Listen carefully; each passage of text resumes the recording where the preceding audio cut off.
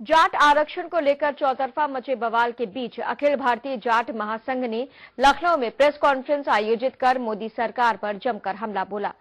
राष्ट्रीय उपाध्यक्ष नीरपाल सिंह ने कहा कि जब तक केंद्रीय सेवाओं में जाट आरक्षण नहीं बहाल किया जाएगा तब तक जाट समाज सड़कों पर उतरकर मोदी सरकार के खिलाफ विरोध प्रदर्शन जारी रखेगा। साथ ही उन्होंने कहा कि आरक्षण के लिए हर जाट कुर्बानी देने को तैयार बैठा है। मोदी सरकार को अल्टीमेटम देते हुए कहा कि अगर कोई हल नहीं निकला तो जाट समाज उग्र रूप धारण करेगा। आज की जो प्रेस वार्ता है, एक तो सुनिधि जी को महिला सभा की जिम्मेदारी दी गई है उत्तर प्रदेश की। ये जो जाट आरक्षण का मुद्दा है, केंद्र सरकार इसमें कई बार वादा खिलाफी कर चुका है। पूरे हिंदुस्तान के अंदर 9 राज्यों में हमें आरक्षण मिला हुआ है। उसके बाद केंद्र में हमें आरक्षण दिया था कांग्रेस के समय, मनमोहन सिंह जी प्रधानमंत्री थे 2014 में। उसके बाद देकर और आरक्षण को वापस ले लिया गया। तो ये बहुत बड़ा मोदी सरकार ने विश्वासघात किया है, धोखेबाजी की है जाट समाज के लिए, और जाट समाज इसे बिल्कुल बर्दाश्त नहीं करेगा।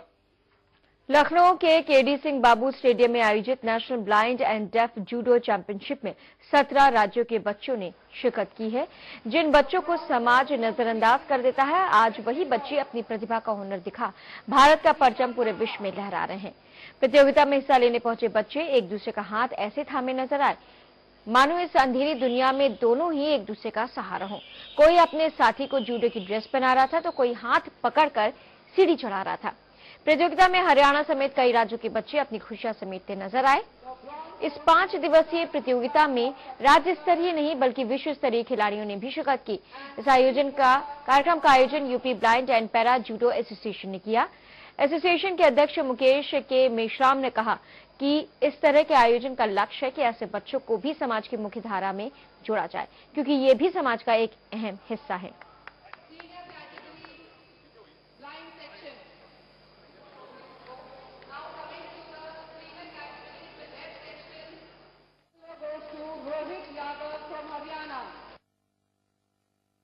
सामान्य किस्म के बच्चों के लिए तो अक्सर बहुत तरीके की प्रतियोगिताएं आयोजित होती हैं और उन्हें कई तरीके से पुरस्कार भी प्रदान किए जाते हैं समाज के द्वारा, सरकार के द्वारा।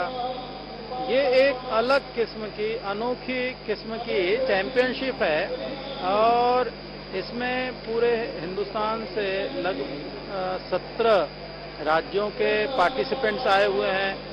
ये दृष्टिबाधित हैं और मूक बधिर हैं, जिनको दिव्यांग है ना सरकार ने घोषित किया है। और ये अलग किस्म के लोग हैं जो अपनी सुरक्षा, आत्मरक्षा कर सकें। साथ ही साथ दुनिया में जो बड़ी से बड़ी सफलता की सीढ़ियां होती है वहां कैसे पहुंचे, इसके लिए जरूरी है कि इनको कोई प्लेटफॉर्म प्रदान किया जाए।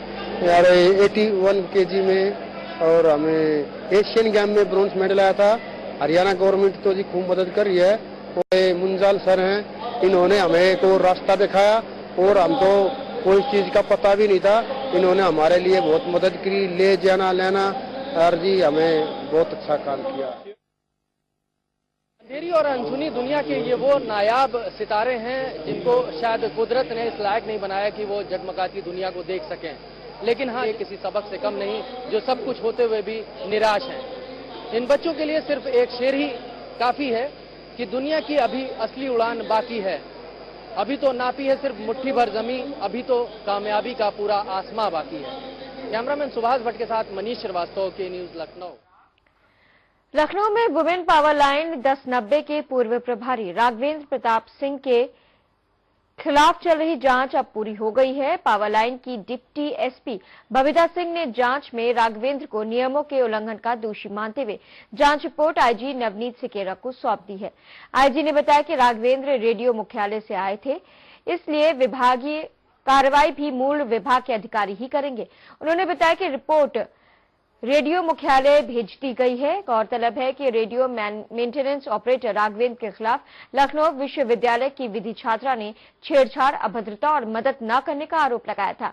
उसने महिला सम्मान प्रकोष्ठ की डीजी सुतपा सान्याल से शिकायत की, जिसके बाद मामले ने तूल पकड़ा।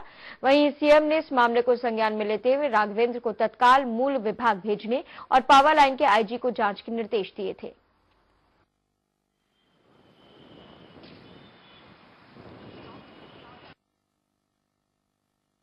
वुमेन पावर लाइन 1090 के पूर्व प्रभारी राघवेंद्र के खिलाफ चल रही जांच अब पूरी हो गई है।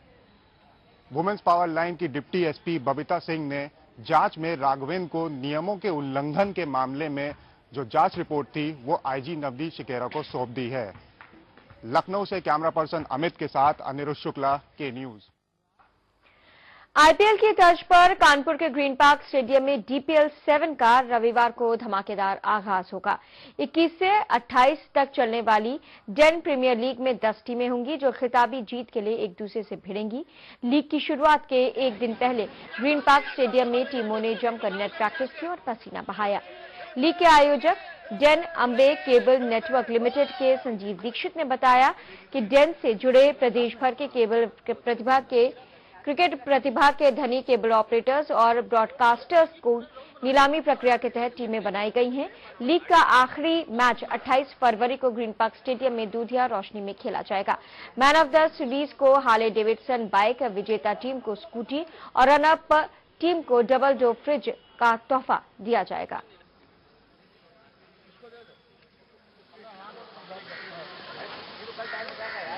कल से डीपीएल सीजन 7 शुरू होने जा रहा है।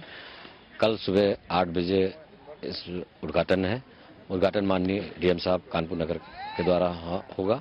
मैन ऑफ द सीरीज इस बार जो है वो कार से हटा के हार्ले डेविडसन की गाड़ी कर दी गई है, बाइक है, और जो विनर टीम को है वो मेस्ट्रो स्कूटर है और रनर अप को डबल डोर फ्रिज। हमारी डेन टस्कर है और मैं बेसिकली झांसी से हूँ और ये टूर्नामेंट हमारा डेन प्रीमियर लीग हैगा। इसमें हमारे पूरे ऑल यूपी से और लगभग दिल्ली से हर जगह के खिलाड़ी आते हैं। पहले खिलाड़ियों का ट्रायल होता है, उसके बाद जो परफॉर्मेंस जिनकी ठीक रहती है उनसे टीम बनती है। तो हमारी टीम है डेन टस्कर के नाम से और हम यहाँ पे अच्छे से अच्छा कर रहे हैं। और मेरी रॉयल टीम है डेन रॉयल, कानपुर से हूँ मैं। और हमारी बल्लेबाजी भी 5 बल्लेबाजी ठीक है, गेंदबाजी भी फास्टर और स्पिनर।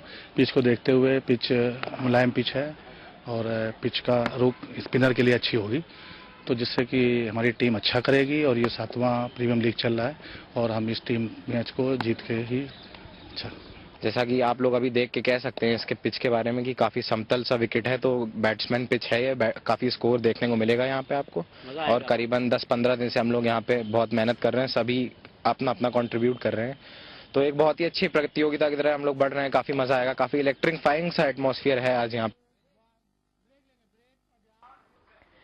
कानपुर में जीटी रोड स्थित राजकीय पॉलिटेक्निक को Kanpur metro rail corporation modern बनाएगा। इसके एवज में पॉलिटेक्निक की 40 एकड़ जमीन मेट्रो यार्ड के लिए दी जाएगी। बची 10 एकड़ जमीन पर पॉलिटेक्निक को आवश्यकता के आधार पर उन्नत बनाने का काम मेट्रो करेगा। गुरुवार को शासन स्तर पर हुई बैठक में इस मसौदे पर मोहर लगा दी गई है।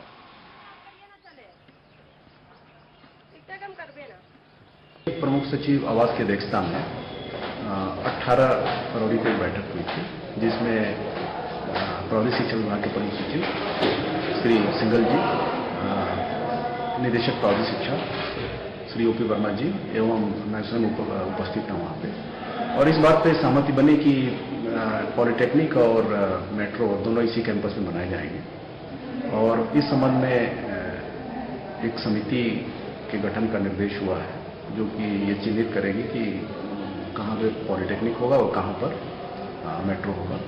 तो इस संबंध में मेरे द्वारा विभागीय स्तर पर, संस्था स्तर पर विभागाध्यक्षों की समिति गठित कर दी गई है, जो कि हमारी पॉलिटेक्निक की क्या आवश्यकता है उसको तैयार करेगी। और तैयार करके अगर समिति यहाँ आती है तो उसको हम अपनी मांग को रखेंगे। कानपुर के मेट्रो शुरू होने के लिए पूरे फॉर्मेलिटीज पूरी हो गई हैं और इसमें कैबिनेट से भी हमें क्लियरेंस मिल गई है, तो एसपीवी का भी गठन हो गया है।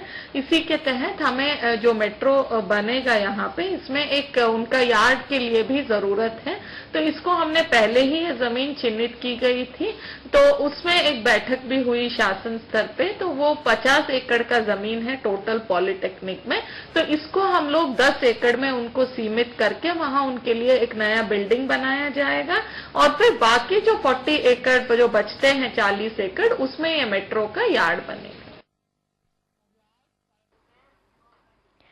कानपुर उद्योग व्यापार मंडल ने शहर में बढ़ रहे अतिक्रमण को लेकर कानपुर विकास प्राधिकरण की उपाध्यक्ष जयश्री भोज से वार्ता की। वार्ता में उन्होंने केडीए वीसी को बताया कि लघु और कुटीर उद्योग व्यापारियों को स्थान दिया जाए जिसमें वो अपना व्यापार कर सके। साथ ही शहर में पार्किंग व्यवस्था ठीक है और दुकानों के बाहर फुटपाथ पर लगे अवैध कब्जे हटाए जाए, जिस पर केडीए उपाध्यक्ष ने सहमति जताने के साथ ही व्यापारियों को सहयोग देने की बात कही है। यहाँ पर एक भोजरी वालों के लिए एक स्थान देने की उन्होंने हामी भरी है। तो जो छोटे उद्योग हैं जिनके पास छह मशीन लगी हुई, जिनसे प्रदूषण नहीं फैलता है, उनको जगह उपलब्ध कराई जाएगी। शहर में पार्किंग व्यवस्था करी जाएगी। इसी के साथ साथ जो फुटपाथ हैं वो खाली कराए जाएंगे।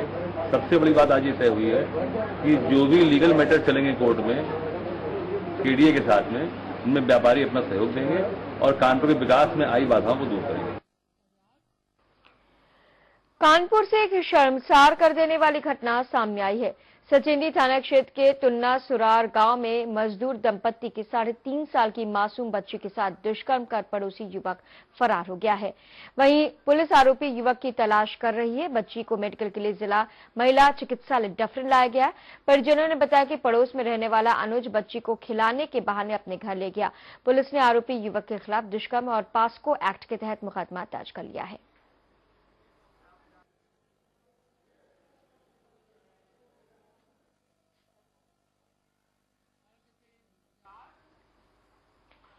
भारत सरकार द्वारा चलाई जा रही बेटी बचाओ बेटी पढ़ाओ मुहिम के तहत इलाहाबाद के मुख्य विकास अधिकारी कार्यालय से बेटियों को बचाने और बेटियों के लिंग स्तर को बढ़ाने के लिए एक संवाद यात्रा का शुभारंभ किया गया। यह यात्रा 20 फरवरी से 5 मार्च तक चलेगी। इस यात्रा में गांव-गांव में जाकर नुक्कड़ नाटक के प्रदर्शन करके और लोगों से घर घर जाकर बेटियों के प्रति जागरूक किया जा रहा है। परिवार में बेटियों की शिक्षा के स्तर को ऊंचा रखना मुख्य उद्देश्य होगा। ये यात्रा गांव में 2-2 दिन रुकेगी। सरकार द्वारा बेटियों के लिए चलाई जा रही सरकारी योजना के बारे में बताना मुख्य बात होगी। इस यात्रा की शुरुआत जिला विकास प्राधिकरण ने दीप प्रज्वलन कर हरी झंडी दिखाकर विदा किया।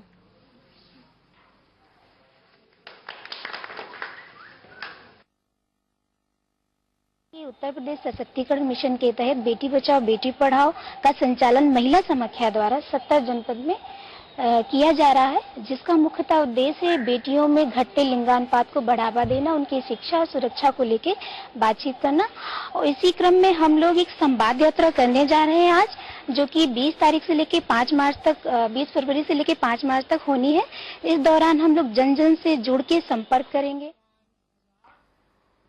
कानपुर के परेड मुर्गा मार्केट की शिफ्टिंग को लेकर जिला प्रशासन मुस्तैद रहा है। एलआईयू की रिपोर्ट के मद्देनजर माहौल न बिगड़े, इसके लिए खासे इंतजाम किए गए थे। जिला और पुलिस प्रशासन के अफसरों के अलावा कई थानों की फोर्स, पीएससी की 3 कंपनियां, आरएएफ की एक कंपनी, फायर ब्रिगेड की कई गाड़ियां, पानी के टैंकर सुबह से ही मौजूद रहे।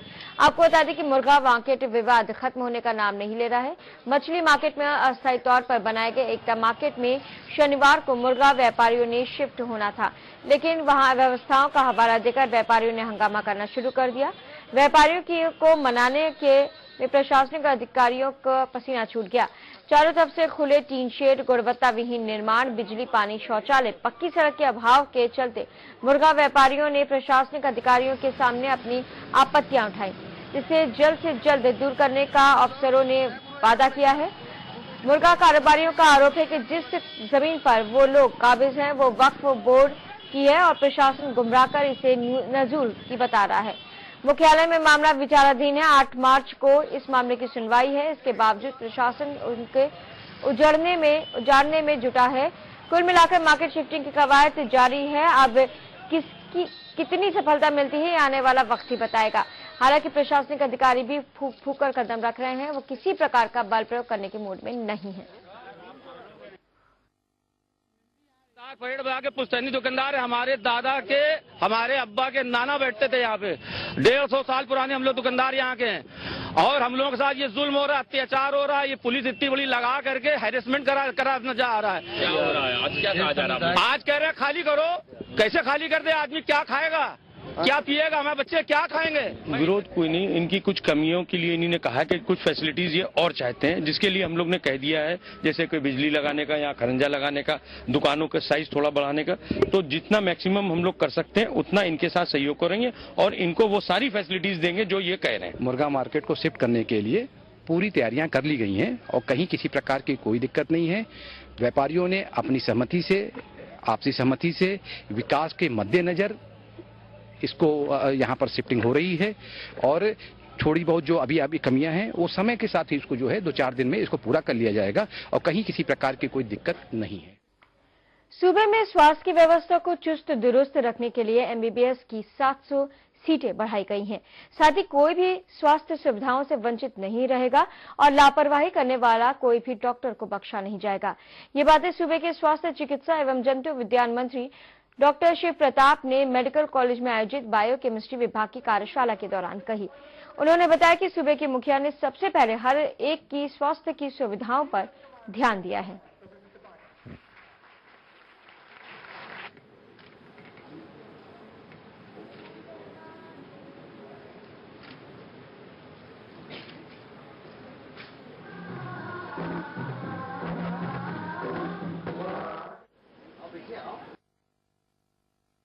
उसी दिशा में काम है कि जैसे हम मेडिकल कॉलेज में खोल रहे हैं, हम एमबीबीएस की सीटें बढ़ा रहे हैं। औचक निरीक्षण आज ही मैंने सीएससी नवाबगंज में औचक निरीक्षण किया है और 2 डॉक्टर्स वहां पर एब्सेंट पाए गए तो उनमें कार्रवाई हमने किया है सस्पेंशन की। कानपुर जनपद में दवा कंपनी मैनेजर के घर लगभग 4 लाख की चोरी का मामला सामने आया है। चोरी की सूचना पर पहुंची पुलिस और फॉरेंसिक टीम ने निरीक्षण किया। वहीं पुलिस ने अज्ञात चोरों के खिलाफ मामला दर्ज कर मामले की छानबीन शुरू कर दी है। कल रात को करीब 9:30 बजे अपने पूरे परिवार के साथ अपने एक मित्र की एनिवर्सरी में डिनर करने कानपुर क्लब गया था। तो उसके बाद मैं उसी की कार से गया था। रात को करीब मैं 2:30 बजे वापस लौटा हूँ। तो जब 2:30 बजे वापस लौटा हूँ तो मेरे मुख्य द्वार जो है बाहर का गेट वो बंद था, ताला लगा था। अंदर के द्वार की कुंडी टूटी हुई थी, उसको तोड़ के वो लोग अंदर प्रवेश कर गए। प्रवेश करने के बाद उन्होंने दूसरे दरवाजे खोले और अंदर की जो मेरी सेफ है उसका लॉकर तोड़ के उसमें जो भी नकदी और जेवरात थे वो उन्होंने चोरी किए। एक अजय सेठी का मकान था, वो रात में कहीं गए हुए थे, उसमें चोरों ने ताला तोड़कर चोरी कर ली है। सूचना पर थाना गोविंद प्रभारी गोविंद भी मौके पर गए थे। उसमें फॉरेंसिक की टीम भी बनाई गई है, उनके द्वारा अभियोग तहरीर दी गई, अभियोग पंजीकृत किया जा रहा है। अभियोग पंजीकृत का इसमें एक टीम लगाई गई है, इसमें टीम लगाकर शीघ्र ही घटना का नाम किया। डोमेस्पो कॉर्पोरेट क्रिकेट चैलेंज प्रतियोगिता नोएडा में जारी है। मौसम खराब होने से 24 ऑनलाइन ने आपस में मैच खेला। 24 ऑनलाइन के खिलाड़ियों ने कहा, हम सिर्फ मनोरंजन के खेल रहे हैं, लेकिन आगे चलकर हम प्रोफेशनल में बदलना चाहते हैं। साथ में खिलाड़ियों का कहना था कि हम क्रिकेट के माध्यम से नए दोस्त भी बनाते हैं। 24 ऑनलाइन के खिलाड़ियों से के न्यूज संवाददाता भावना गुप्ता ने बात की। स्ट्रेस भरी भागती दौड़ती दुनिया में ऑफ कोर्स आपको भी स्ट्रेस रिलीविंग की बहुत ज्यादा जरूरत होती है और लड़कों को खासा पसंद होता है क्रिकेट मैच, जिसकी वजह से कॉर्पोरेट मैचेस ऑर्गेनाइज कराए जा रहे हैं। हम हैं नोएडा के क्रिकेट ग्राउंड में, जहां पर एक और क्रिकेट मैच का आयोजन किया गया। 24 ऑनलाइन की टीम इस वक्त मेरे साथ मौजूद है। सबसे पहला सवाल तो यही होगा कि कॉर्पोरेट मैचेस ऑर्गेनाइज कराए जा रहे हैं, एक ऑफिस में आप लोग बंद रहते हैं 5-6 दिन के लिए, फिर जब आप मिलते हैं दूसरी टीम से, फ्रेंड्स बनाने का मौका तो जरूर से मिलता होगा। नहीं, it's a great initiative by Domespo group. 5 दिन पूरा टाइम काम करके इट्स वेरी इंपॉर्टेंट दैट आप वीकेंड पे थोड़ा डिस्ट्रेस हों, तो it's a very very good initiative. हम सबका पैशन है क्रिकेट, तो hats off to the Domespo group that they have organised this and we are getting to meet new friends also, और बहुत मज़ा आया। I think it's a very well organised tournament and I wish all the best. बहुत मज़ा आ रहा है। Stress relieving की जैसे हम लोग बात कर रहे थे, कितना स्ट्रेस रिलीवर है इस तरीके के मैचेस? जी काफ़ी स्ट्रेस रिलीव होता है इन तरीके के मैचेस खेलने में। जैसा कि इन्होंने बताया आपसे, हम पूरा वीक अपने अपने ऑफिसेज में काम करते हैं। हम लोग सब कॉर्पोरेट वर्ल्ड में काम करते हैं, तो वीक में 1 दिन या 2 दिन चाहिए होते हैं जब आदमी अपना स्ट्रेस रिलीव करे, और वो भी जब अपने पैशन को पूरा करते हुए जब स्ट्रेस रिलीव होता है तो उससे अच्छी कोई बात ही नहीं होती। क्रिकेट हम लोगों का पैशन है और हम लोग सिंस चाइल्डहुड ये खेलते आए हैं, और इस तरीके का जो टूर्नामेंट है ये एक ऐसा प्लेटफॉर्म है जहां आपको अलग अलग ऑफिसेज के लोग खेलते हुए मिलते हैं, तो स्ट्रेस रिलीव करने के साथ साथ आपको नेटवर्क मिलता है। और बहुत अच्छा टूर्नामेंट ये ऑर्गेनाइज किया गया है। जी स्पोर्ट्स इसका ऑर्गेनाइजर है, और मैं ऑल दी बेस्ट कहना चाहूंगा इस ऑर्गेनाइजर को। इतना अच्छा टूर्नामेंट इन्होंने ऑर्गेनाइज किया और मैं आशा करता हूं कि आगे भी इस तरीके के टूर्नामेंट्स ऑर्गेनाइज करते रहेंगे ये लोग। अच्छा, स्ट्रेस की हम लोग बात कर रहे हैं, लेकिन जिस पैशन से आप लोग खेल रहे हैं, प्रैक्टिस भी ऑफ कोर्स आप लोग करते होंगे, इसको और एक अलग लेवल पर आप लोग लेकर जाना चाहेंगे? सबसे पहले आपसे ले। बिल्कुल, हमारा प्लान है कि हम एक अच्छी क्रिकेट क्लब स्थापित करें। दिल्ली एनसीआर में हमारे क्लब का नाम हो। ऑलरेडी हमने अभी रिसेंटली क्लब की शुरुआत करी है। हमारा दूसरा टूर्नामेंट है और पहले टूर्नामेंट में भी हमारा बहुत अच्छा चल रहा है। भगवान करेगा हम जीतेंगे, और दूसरा टूर्नामेंट भी हमने पहले दोनों मैच हम जीते हैं। तो हमारा यही एम है कि आगे जाके क्लब का भी नाम हो। आगे जाके काफ़ी प्लान्स हैं, तो भगवान की दुआ रहेगी तो ज़रूर वो सारी चीज़ें साकार होंगी।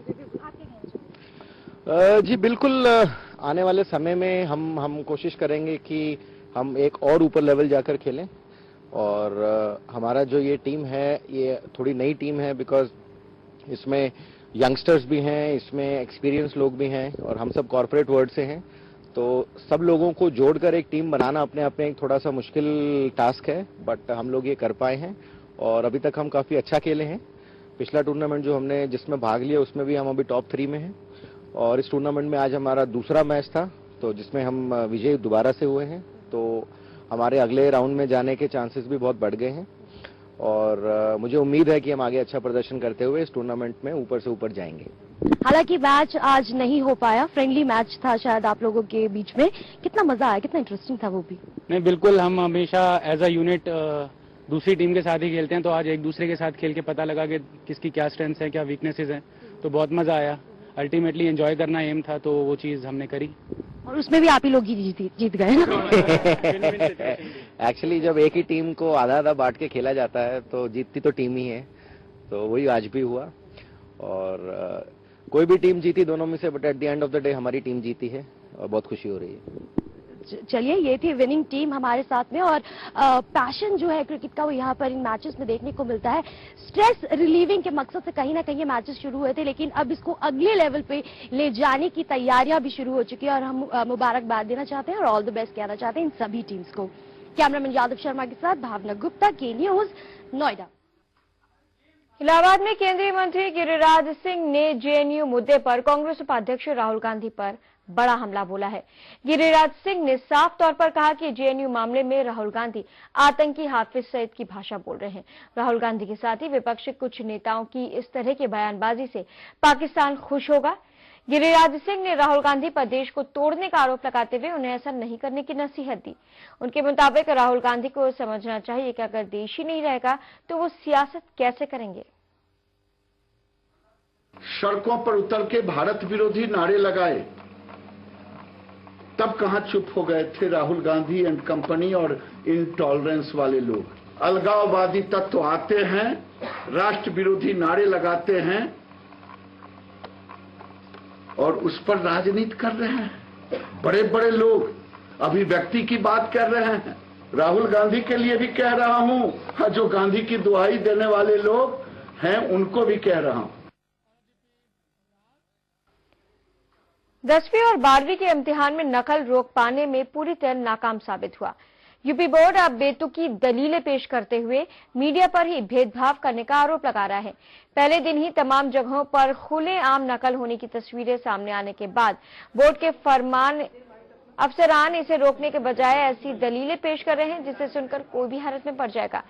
इलाहाबाद में यूपी बोर्ड के हेडक्वार्टर्स की मुखिया सचिव शैल कुमारी यादव से जब हमारी दिन की जब पहले दिन की नकल की तस्वीरों पर बोर्ड का पक्ष जाने की कोशिश की तो गुस्से में आग बबूला हो गई। उन्होंने नकल रोकने के लिए कोई कोशिश न किए जाने का बयान देते हुए बताया, सीधे तौर पर यह कहा कि आप लोग पहले जाकर आईसीएसई के और सीबीएसई बोर्ड की गड़बड़ियों की खबरें भी पहले दिखाओ, तभी वो इस पर कोई बयान देंगी। बोर्ड सचिव शैल कुमार यादव ने साफ तौर पर कहा कि मीडिया यूपी बोर्ड के पीछे पड़ गया है। गड़बड़ी सीबीएसई और आईसीएसई समेत सभी बोर्ड के इम्तिहानों में होती है, लेकिन मीडिया सिर्फ यूपी बोर्ड की कमियों को ही उजागर करता है। उनके मुताबिक दूसरे बोर्ड की अनदेखी करने वाली मीडिया के लिए यूपी बोर्ड के इम्तिहान 1 महीने के महोत्सव की तरह हैं। नहीं, मैं कोई बाइट नहीं दूंगी, सीधी सी बात। अगर बाइट किसी का लाने बाइट उसके बाद आइए यहाँ पर, तो वो तो अलग बात है। नहीं, आपके मैं कोई बाइट नहीं देने वाली हूँ, सीधी सी बात। मैं सब देख रही हूँ सुबह से बैठकर, हम अपने मैनेज करेंगे, हम बाइट देने बैठे। नहीं, एक है ना जो तस्वीरें आ गई हैं, तस्वीरें आ गई तो आप देखिए, तस्वीरें दिखाइए। इलाहाबाद में यूपी बोर्ड की परीक्षा में टीचर द्वारा बोलकर सामूहिक नकल कराए जाने का मामला तूल पकड़ चुका है। दरअसल अखिलेश सरकार के अफसरान अब नींद से जाग गए हैं। बता दें कि सोशल मीडिया पर वायरल इस वीडियो पर अफसरों ने जांच बिठा दी है और आरोपी टीचर के खिलाफ कड़ी कार्रवाई किए जाने के साथ ही पुलिस में एफआईआर दर्ज कराने का भी ऐलान किया गया है। इलाहाबाद में माध्यमिक शिक्षा विभाग के ज्वाइंट डायरेक्टर महेंद्र सिंह ने बताया कि उन्होंने विभागीय अफसरों से 48 घंटे में जांच कर शुरुआती रिपोर्ट मांगी है। इस रिपोर्ट के आधार पर ही आरोपी टीचर के खिलाफ कार्रवाई की जाएगी।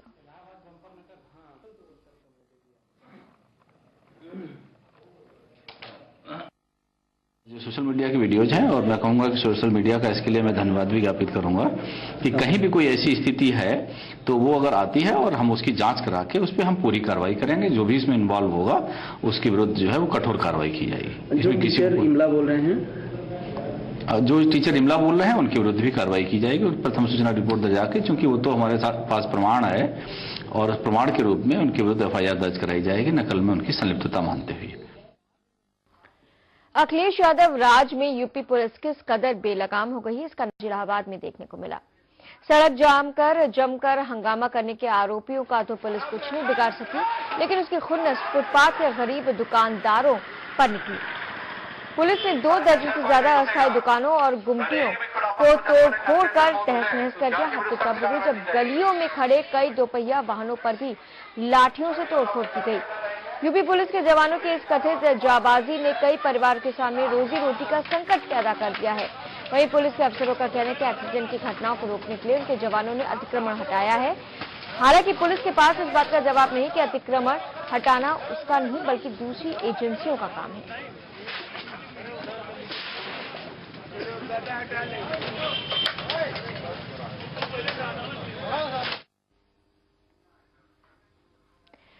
बरेली में के न्यूज की खबर का बड़ा असर एक बार फिर हुआ है। सिपाही को गाली देने वाला दरोगा सस्पेंड कर दिया गया है।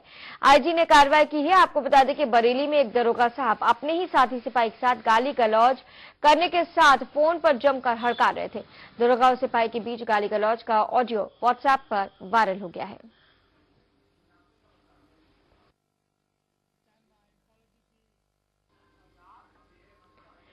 और अब आपको वो ऑडियो सुनाते हैं जिसमें दरोगा ने सिपाही को हड़काया है। भारत सिंह, ये बताओ ये क्या चौकी में बदतमीजी कर रहे हो? वहाँ तुमके बंजारे कैसे मीट काटेंगे और ये कर दूंगा, तो क्या बदतमीजी है? मैंने पकड़ा, घर में पकड़ा, बंजारे काट रहा है सर, मैंने ये कह दिया। अरे भाई अगर मान लो न, वो देखो न तो तुम पकड़ सकते हो, ये तुम गलत फहमी दिमाग से निकाल दो और बात करो वो नहीं बात वो कीजिए। अरे बात वो कीजिए, अपनी औकात में रहकर अपनी औकात को मत भूलिए, नहीं तो 1 मिनट के अंदर नहीं ये मैं तुम्हें क्लियर बता दे रहा हूँ। अगर लूज स्टाफ चौकी करोगे तो फिर पुलिस स्टाफ कुछ नहीं करेगा, तुम जानो तुम्हारा काम जाने। झूठे पढ़ते पढ़ते शक्ल नहीं पहचानी जाएगी अभी 1 मिनट के अंदर। अभी नहीं 1 मिनट में, अभी 1 मिनट में नहीं, मुझसे तुमने कही या नहीं कही, बंजारे के तुम्हारे बात 1 मिनट में। अभी ये खड़े 50 लोग मेरे पास क्या चौकी पे आए पे नहीं, वो मैं चौकी से यहाँ आया हूँ। ये हम कहता पुलिस वाला कौन है ये, और कहो तो भेज दू ना अभी यहाँ से, भेज दो जी। अपनी औकात में रहिए, समझे जी। समझे, नंगा नाच मत कीजिए। मैंने ये कहा था, मैंने की नहीं, अगर ऐसो के नहीं, मुझे बवाल नहीं कराना दुनका के अंदर, मुझे पुलिस से पिटवानी है, समझे जी। अपनी औकात मत भूलिए, अपनी औकात में रहिए सिपटिए की, समझे, और निकाल दीजिए दिमाग से ज्यादा उगड़ती। अरे सुन लिया हमने बहुत कुछ गलत कर दी। नहीं तो तुमने कैसे कह दिया कि बंजारे मीट काट रहे, नहीं बंजारे काटने का मीट तुम्हारे अंदर दम हो तो जाओ, मैं फोन लगा लो पूरे। ऐसा है सर, मुझसे मत करो इस बात को, मैंने आपसे कोई बात गलत नहीं। ऐसा क्या नहीं है यार, मतलब बवाल करना चाहते हो? इसमें सब रिकॉर्डिंग है, मैं कप्तान साहब को सुनाऊंगा। कप्तान साहब को सुना दीजिए, मगर ये बवाल नहीं होगा। तुम बंजारों सकते हो किसी की जातिवाद को, समझे, जाति कह के क्या बंजारे मीट काटना है, तुम रोक लो, अगर तुम रोक सकते हो तो जाओ और सुना दो। कब मार जाओ जहाँ तुम्हारे जी कर, और कहो तो मैं तुम्हारे दिमाग का भी दुरुस्त करा दूं 1 मिनट में भी। ठीक है सर, ठीक है। मैं इन लोग ना समझाऊं, भेज दूं तुम्हारे पास से। हाँ, भेज दो। अपनी औकात में रहिए, केवल नौकरी कीजिए, जितनी औकात है उतनी बस। ऐसा है सर, ऐसा वैसा कुछ नहीं, मैंने सुन लिया सब।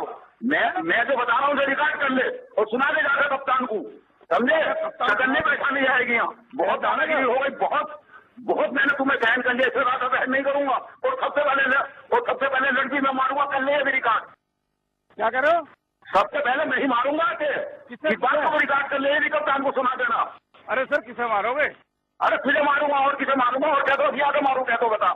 चलो हमें मान लो, तो आ जाओ, मुझे मान लो 1 मिनट के अंदर।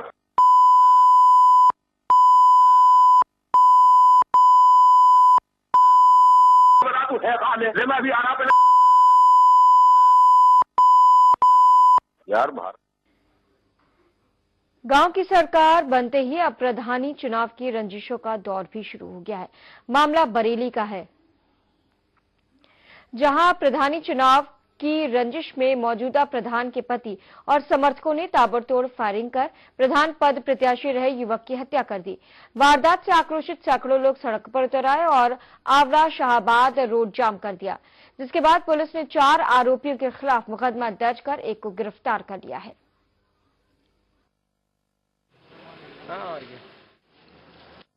ये दुकान बंद करके घर पे जा रहे थे तो इनके जो है सतप्रकाश के साड़ू जैकी जो किशोरा में रहते हैं, तो उनके फायर चलाई सामने से, इन्होंने देख लिया था भैया ने, तो फायर चलाई, सिर पे फायर 3-4 फायर किए इन्होंने लोग। कुछ टाइम पहले इलेक्शन के टाइम पे इन्होंने, ये पूर्व प्रधान थे सतप्रकाश, और इन्होंने जो है करीब गोलीबाजी चलाई थी, तो उसमें हमारे नौकर के गोली लगी थी, तो हमने इसे हॉस्पिटल में भर्ती कराया था, तो वो सब जेल में है। शाम को ये जो इंजर्ड हैं विनीत कुमार, ये आज अपनी दुकान बंद करके जा रहे थे, तो इनका जो कहना है कि एक इनके सतप्रकाश, इनका पहले मामला चल रहा है, 307 का केस में बंद है वो, उनके साडू ने इनके गोली मारी है, इनका जो कहना है। इनको लिख करके दे रहे हैं, उसके अनुसार कार्रवाई की जाएगी। अरेस्ट के लिए पार्टी हमने भेज दी है।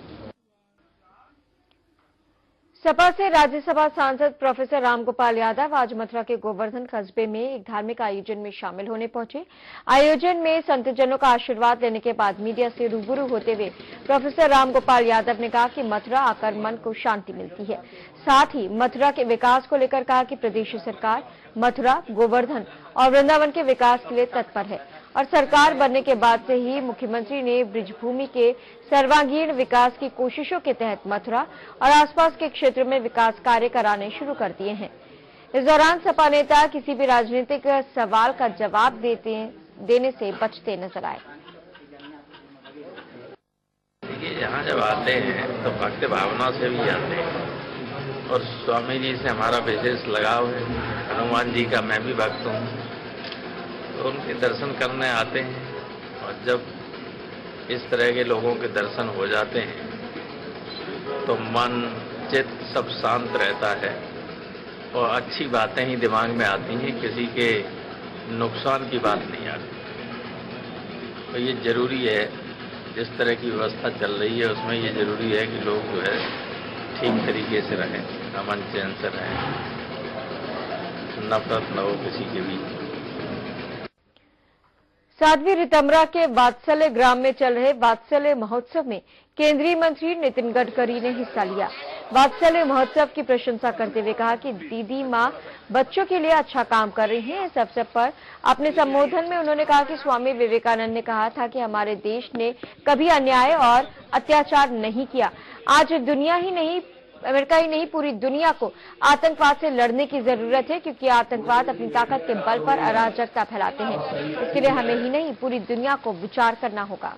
तो पूरी दुनिया में जो हो रहा है और विशेष रूप से इसकी चिंता हम सब ने करने की आवश्यकता है कि जो फंडामेंटलिस्ट है, जो आतंकवादी है और जो ये कहते थे कि हम जो कह रहे हैं वही सही है, हमारा धर्म श्रेष्ठ है, हमारा भगवान श्रेष्ठ है, वो आतंकवाद के आधार पर, ताकत के आधार पर सर्जन शक्ति को, सृजन शक्ति को जो दुनिया में उपस्थित है, जो अनेक धर्मों के आधार पर काम करने वाली है, उसको समाप्त करना चाहती है। हिंदूवादी नेता साध्वी प्राची शनिवार को मथुरा पहुंची, जहां उन्होंने जेएनयू के साथ साथ अलीगढ़ मुस्लिम यूनिवर्सिटी और मदरसों की सीबीआई से जांच कराने की मांग की है। इसके साथ ही उन्होंने जेएनयू मामले पर राहुल गांधी पर निशाना साधते हुए कहा कि उन्हें शर्मा नहीं चाहिए। वहीं आजम खान पर हमला बोलते हुए कहा कि उनके दाऊदी से संबंध है। आखिर वो चुप्पी क्यों साधे हैं?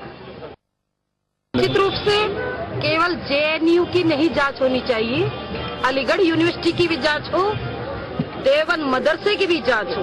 हिंदुस्तान को तोड़ने का एक गहरी साजिश चल रही है और ये हिंदुस्तान को सोनिया गांधी बताए आखिर वो चुप्पी क्यों साधे हैं। राष्ट्रवाद और राष्ट्रद्रोही की परिभाषा बताए। राहुल गांधी जेएनयू में देश को तोड़ने वाले नारे लग रहे, उनका समर्थन करने पहुंचे, देशद्रोहियों को छुड़ाने की बात कर रहे हैं, तो सोनिया गांधी जी बताएं कि राष्ट्रवाद क्या है और देशद्रोही क्या है। आजम खान कहते हैं कि मोदी जी जब वहाँ गए थे, पाकिस्तान गए थे, मोदी जी पाकिस्तान गए थे तो दाऊद से मिलके आए थे। ये आरोप आजम खान लगाते हैं। आजम खान के खुद के संबंध दाऊद से है, जो जैसा होता है वैसे विचार होते हैं। वहीं मथुरा में साध्वी रितंबरा के वात्सल्य ग्राम में चल रहे वात्सल्य महोत्सव में योग गुरु रामदेव ने भाग लिया। योग गुरु बाबा रामदेव पूरी भक्ति भाव में नजर आए। उन्होंने साध्वी रितंबरा द्वारा अनाथ के लिए किए जा रहे कार्यों की प्रशंसा करते हुए रामदेव ने मंच को संबोधित करते हुए कहा कि पतंजलि का जितना भी फायदा होगा वो सब देश के विकास में लगाया जाएगा। इस दौरान उन्होंने रितंबरा के वात्सल्य की सेवा के लिए 2 करोड़ रुपए का चेक दिया। सम्मानित करें, सभी कर्तव्य से उस परिवार का वंदन करेंगे, अभिनंदन करेंगे। देश के बच्चे वेद भी पढ़ेंगे और वो साइंस, कंप्यूटर, मैथमेटिक्स और वर्ल्ड एजुकेशन, जो भी विश्व के सर्वश्रेष्ठ एजुकेशन वो भी पढ़ेंगे। एक तरफ वेद के मंत्रों का घोष और दूसरा तरफ साइंस है, टेक्नोलॉजी है, स्किल है। पूरी दुनिया से मुकाबला करेंगे भारत के बच्चे। जो भी लोग इस देश में प्रामाणिकता से काम कर रहे हैं, उनके लिए भी इस साल कम से कम 25 से 50 करोड़ रुपए पतंजलि की तरफ से दान देंगे। आगरा पहुंचे यूपी के डीजीपी जावेद अहमद ने मीडिया से बात करते हुए कहा कि डीजे के कारण हुए विवाद में मारे गए दोनों सिपाही शहीद हैं। डीजीपी ने विवेचनाओं का स्तर सुधारने के निर्देश दिए हैं। उन्होंने कहा कि कानून व्यवस्था के लिए आंकड़ों की बाजीगरी पर न जाएं। आम आदमी की सुरक्षा पुलिस का मुख्य उद्देश्य है। तो वहीं सांप्रदायिक गुंडों को चिन्हित किए जाने की बात भी कही। बढ़ते साइबर अपराध पर कहा कि साइबर क्राइम के लिए आगरा में 3 दिवसीय कैंप लगाकर पुलिस कर्मियों को ट्रेंड किया जाएगा। महिलाओं के अपराध के बारे में, महिलाओं की, लड़कियों और जो 2 सिपाही वहां पर मरे वो शहीद हैं। और मैं आपको बताऊं कि आज की मीटिंग प्रारंभ होने से पहले हम लोगों ने 1 मिनट मौन उनके याद में रखा, उनकी बलिदान के इसके लिए रखा। और इस तरह की जो घटनाएं होती हैं जिसमें पुलिस वालों के विरुद्ध, जिसको मुज़ाहमत हम अपनी जबान में कहते हैं, जो हम सरकारी काम कर रहा है पुलिस का कोई कर्मी, उसका अवरोध होता है, ऐसे मामलों को हम बहुत गंभीरता से लेंगे। ऐसा करने वाले तत्वों के विरुद्ध बहुत कठोर कार्रवाई हम करेंगे। खबर अयोध्या से है। एक बेबस माँ बाप ने अपने बेटे को बचाने के लिए प्रधानमंत्री और विदेश मंत्री से गुहार लगाई है। मोटी कमाई की फेर में सऊदी अरब गए दिनेश को अब जान के लाले पड़ गए हैं। सऊदी अरब से चुपके से फोन करके दिनेश ने अपने घर वालों को जानकारी दी कि उसे कमरे में बंद करके रखा गया है और कई दिनों से भूखा भी रखा जा रहा है। ये बातें सुनकर उसके माँ बाप, भाई और पत्नी का रो रो कर बुरा हाल है।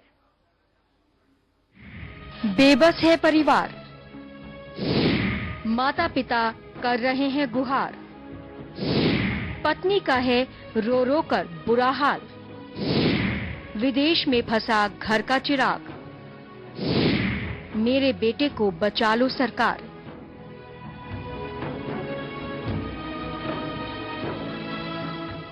अयोध्या में रहने वाले दिनेश के परिवार में उसके माता पिता, पत्नी, बेटा और भाई है। पिता छंगू प्रसाद हेयर कटिंग सैलून चलाते हैं। पिता अपने खून पसीने की गाढ़ी कमाई ले लाखों रुपए खर्च कर दिनेश को 16 दिसंबर 2015 को सऊदी अरब भेजा था। सोचा था कि बेटा मोटी कमाई से घर की दशा संवार देगा। सऊदी अरब के गयाम हवाई अड्डे पर उतरते ही दिनेश के हसीन ख्वाब काफुर हो गए। हवाई अड्डे पर पहले से ही उसकी प्रतीक्षा कर अनजान शख्स ने दिनेश का पासपोर्ट, पहचान पत्र और ड्राइविंग लाइसेंस ले लिया। पहले दिनेश को एयरपोर्ट के पास ही एक कक्ष में 5 दिनों तक नजरबंद रखा गया और कहा गया कि ड्राइवरी की पोस्ट खाली होने पर काम पर लगाया जाएगा। 5 दिन बाद उसे कमरे से निकालकर 80 किलोमीटर दूर रियाद में एक दूसरे व्यक्ति के हवाले कर दिया गया। यहाँ उसे बंधक बनाकर भेड़ बकरी चराने और कबूतर की बीट साफ करने के काम में लगाया गया। हमारे भैया यहाँ से गवा 16 तारीख का यहाँ ये जान ले हुआ गवा हवाई जहाज पहियन के करे बनाए रहा वो नहीं आवा हमारे भैया कहियन दूसरे खाते में ले ली। फिर 4 दिन हमारे भैया कमर हम बंद किए रहे करीब बाद फिर का जनी कहाँ पे दिन 5 जने का बदली न पहाड़ पर पहुँचावे भरे मैयन। चचिया ससुर बोल के ले गए थे हम सऊदीया में सऊदी ले जाने के लिए, तो सऊदी ले गए तो आज तक उनके ससुर ने उससे मुलाकात भी नहीं की कि कहाँ है, कौन स्थिति में है, कैसे है, कुछ नहीं। और वो परेशान है। उसको ले गए जब यहाँ से तो उसके मालिक के पास कर दिए थे। एक मालिक जिसके पास पहले था उसके पास कुछ दिन रहा, उसके बाद उसने उसको 1 आध दिन मार दिया और डरवाया था कि सैन उससे दस्तखत करा लिया, अंगूठा लगवा लिया कि तुमको यहीं रहना है, जिंदगी भर यहीं रहोगे, तुमको घर नहीं वापसी होगा। उसने मोबाइल फोन किसी से मांग कर मोबाइल पर फोन किया हमारे पास, तब हमको ये पता लगा कि हमारा लड़का बड़े परेशानी में है। हमने केंद्र सरकार के थ्रू माध्यम फैक्स किया उनके पास, सुषमा स्वराज के पास, और प्रधानमंत्री के प्रेषित पत्र फैक्स किया। अभी तक हमको उसका कोई जवाब तलब नहीं हुआ है। सऊदी अरब में दिनेश को हाड़तोड़ मेहनत करने के लिए मजबूर किया जाता रहा। उसने जब इसका प्रतिरोध किया तो उसकी पिटाई की गई। उसका मोबाइल पानी में गिरकर खराब हो गया था। कई दिनों बाद उसने चोरी से एक मोबाइल का इस्तेमाल कर घर वालों को आपबीती सुनाई। बेचैन घर वालों ने सऊदी में दिनेश के मार्गदर्शक बने चचिया ससुर से बात की तो उसने बताया कि दिनेश को छुड़ाने के लिए 90,000 रुपए की जरूरत है। बेटे को सऊदी भेजने में पहले से ही पाई खर्च कर चुके छंगू के लिए इतनी रकम का बंदोबस्त करना असंभव है। उन्होंने बेटे की सऊदी अरब से सकुशल वापसी के लिए प्रधानमंत्री और विदेश मंत्री से गुहार की है। फोन पर बेटे के संदेश सुनकर घर वालों की आंखें छलक पड़ती हैं। भाई बहन से लेकर पत्नी और बच्चे सब हाल बेहाल हैं। हमारे पति 16 दिसंबर को गए हैं। उनके साथ बहुत गलत हुआ। हम भी चाहते हैं कि हमारे पति आ जाए हमारे साथ, हम लोग के बीच में, हमारे चाचा के साथ, अपने चचेरे ससुर के साथ में। जब यहाँ से गया ही तो वहाँ जाने के बाद इसको एयरपोर्ट पे जो है एक आदमी आया, काली गाड़ी से बंद कर लिया और बंद करने के बाद इसको लेके चला गया। ले जाने के बाद एक कमरे में उसको जो है 3-4 दिन बंद रखा। बंद रखने 4-5 दिन बंद रखा, उसके बाद ले गया वहाँ। उसके बाद उसके साथ क्या किया, खाना दिया कि नहीं दिया। एक दूसरा ससुर का रोल ये था यहाँ समझा करके वहाँ बुला लेना, अब वो उसी में फंस गया। अब वहाँ उसके अब ये कह रहे हैं कि 90,000 रुपए आप जो है यहाँ का 5,000 रियाल, इंडियन का 90,000 रुपए जब आप व्यवस्था कर लेंगे तब मुझे सूचित करिएगा, मैं खाता नंबर दूंगा वहाँ से, तब आप भेज दीजिए, तभी मैं इनको छोड़ा पाऊंगा, अन्यथा मालिक छोड़ेगा नहीं। हर आदमी की ख्वाहिश होती है कि वो अपने परिवार को सारी खुशियां मुहैया करा दे और इसी ख्वाहिश को लेकर दिनेश सऊदी अरब गया था। लेकिन जब दिनेश मुश्किलों में फंस गया तो ऐसे में दिनेश और उसके परिवार के पास सरकार से मदद की गुहार लगाने के सिवाय कोई चारा नहीं है। लेकिन मजबूरी ये भी है कि परिवार इस लायक भी नहीं है कि वो बार बार दिल्ली जाकर इस मामले में पैरवी कर पाए। के न्यूज के लिए फैजाबाद से महेश आहूजा की रिपोर्ट।